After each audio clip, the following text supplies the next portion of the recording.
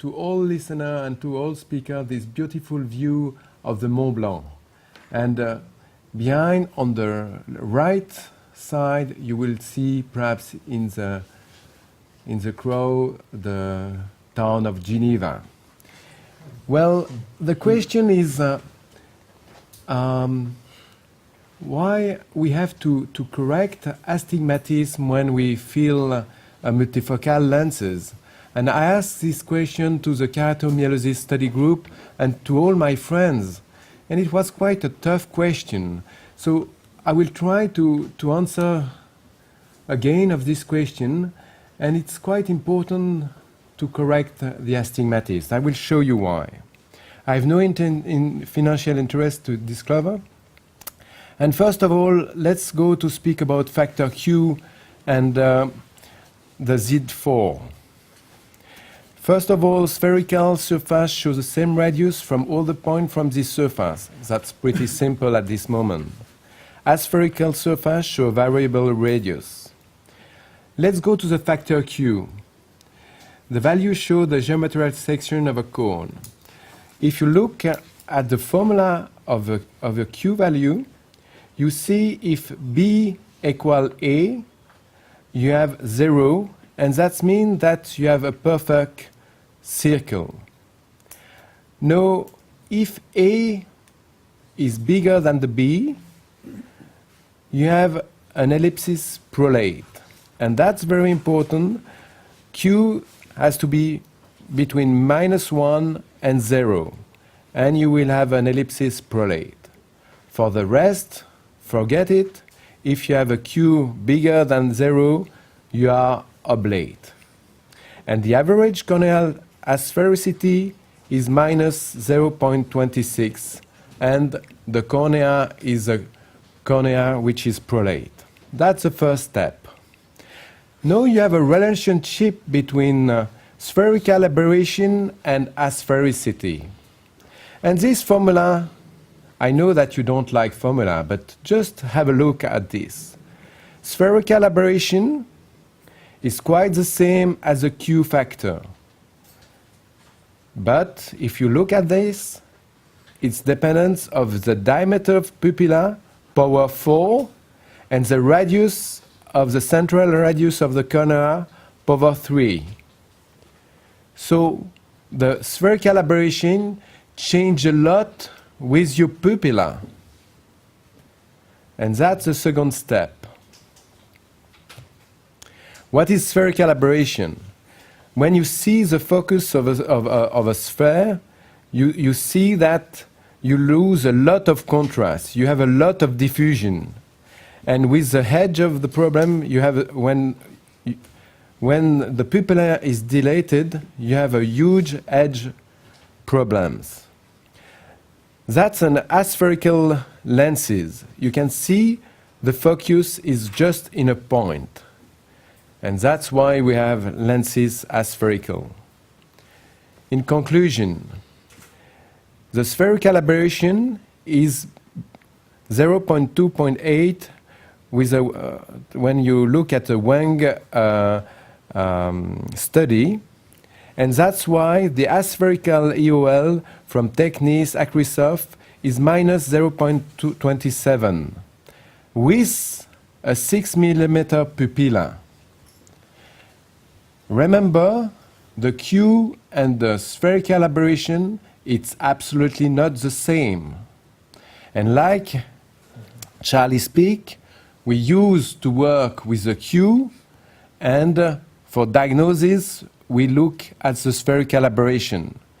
And the sign is inverse.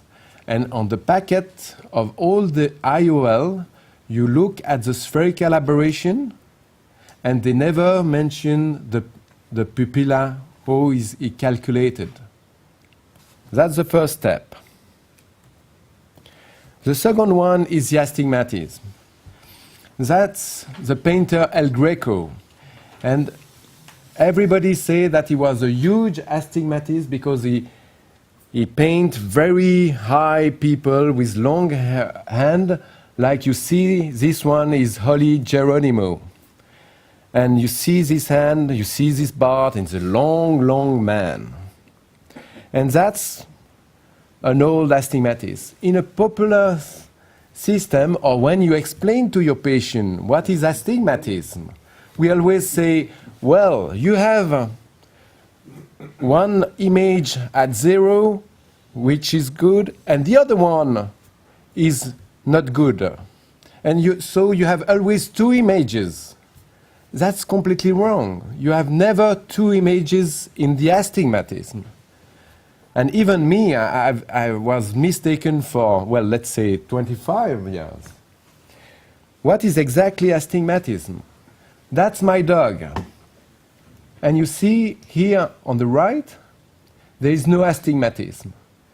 On the middle, you have -1 of astigmatism. And on the left, you have a -2.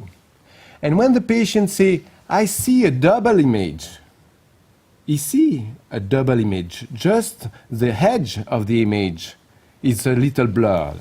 And that's the astigmatism. There's also, when you see at the Danica's polynomia, you see that the second range is astigmatism, and the third is the spherical aberration. That's the most important. I will show you in a Sneller's chart what's happened. You see that it's a defocus. Defocus is quite understandable. That's the astigmatism. Or can you see the chart? You can see a little E here. Then the coma. It's also, coma is not too bad. Look at the spherical aberration. It's really, really bad. So why we don't correct it? Let's say to see this slide, and thank you, Damien Gatinel, who has done these beautiful slides. And when I look at this article, I understand the astigmatism. So it's a lens, just a slice lens, and you have a focus.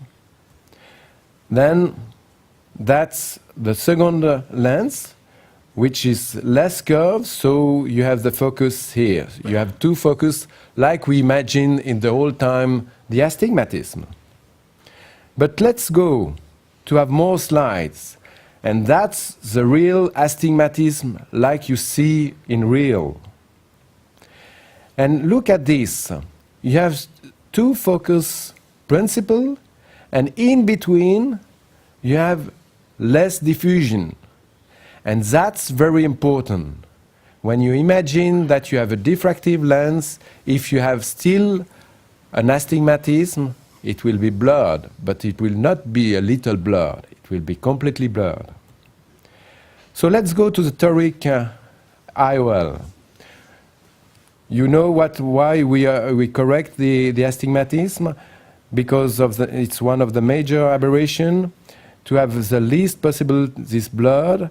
And what is interesting is sometimes when you have a oblique astigmatism, you induce a pseudo-accommodation. I don't know why. It will be in the next presentation. Or could you correct the astigmatism with an ACA, which doesn't work very well in my hand, and with a torique IOL. But just be careful. When you correct the astigmatism with the torique IOL, you remember 15 degrees, you lose 50% of your power. At 30 degrees, 100% of your power of the astigmatism you want to correct. That's the curve that Sonia gave to me. If you look here, on the 31st degree, look at this. 15 degrees shift, you lose 1.5 dioptry of astigmatism. At 30 degrees, you lose plus 3 diopters, you have no more astigmatism. And you have a shift of the spherical lenses of minus 1.5. So it's very fast to do something wrong with your toric lenses.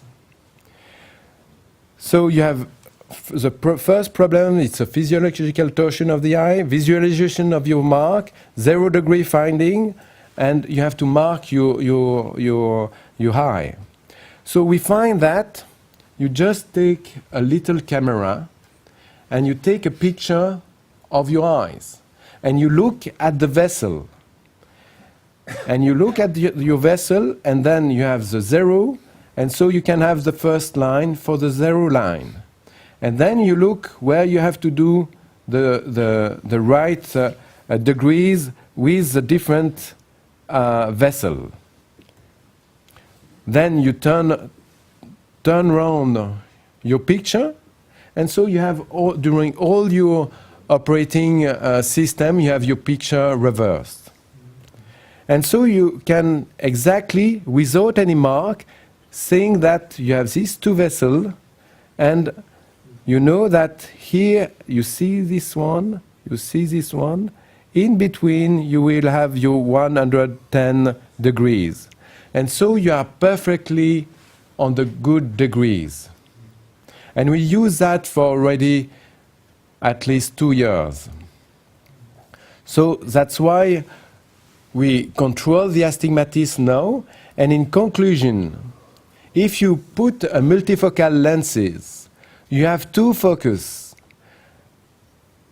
To have a better contrast sensitivity, you have to correct the spherical aberration and to correct the astigmatism, to have no blur in between these 2 points, to have the sharpest point on your multifocal lenses. And that's why I think it's so important to control your astigmatism when you put a multifocal. Thank you very much, and I have finished on time.